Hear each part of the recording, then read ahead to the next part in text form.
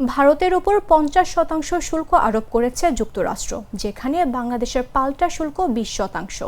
এতে যুক্তরাষ্ট্রের বাজারে ভারতীয় অনেক পণ্যের সঙ্গে একটি গুরুত্বপূর্ণ প্রতিযোগিতামূলক সুবিধা পেতে যাচ্ছে বাংলাদেশ, যা দেশটিতে বাংলাদেশের রপ্তানি বাড়াতে সহায়ক হবে বলে মনে করছেন ব্যবসায়ীরা।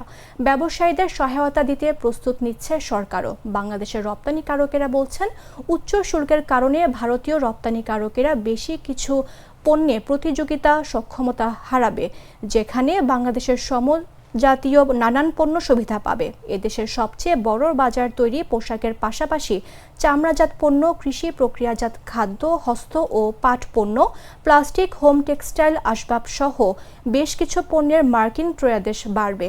এর মধ্যে ভারত থেকে সরে আসা মার্কিন আমদানিকারকেরা যোগাযোগ বাড়িয়েছেন বলেও জাগো নিউজকে জানিয়েছেন বেশ কয়েকজন দেশি রপ্তানিকারক। তারা বলছেন, ভারতের ওপর উচ্চ শুল্কের কারণে তাদের পণ্যগুলো স্বাভাবিকভাবেই যুক্তরাষ্ট্রের বাজারে অনেক বেশি ব্যয়বহুল হয়ে উঠবে, আর বাংলাদেশের পণ্যের শুল্ক কম হওয়ায় সেটি বেশি আকর্ষণীয় হবে।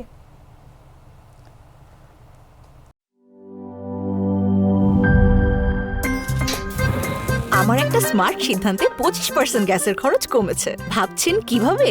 সাধারণ গ্যাস স্টোভ বদলে আমি এনেছি আরএফএল গ্যাস স্টোভ। এর সাইন্টিফিক নজল ও ব্রাস বার্নার ক্যাপ সমানভাবে তাপ ছড়িয়ে রান্না করে দ্রুত, তাই গ্যাসও বাঁচায় 25%, টাকাও বাঁচে 25%। আরএফএল গ্যাস স্টোভ নিরাপদ ও গ্যাস সাশ্রয়ী।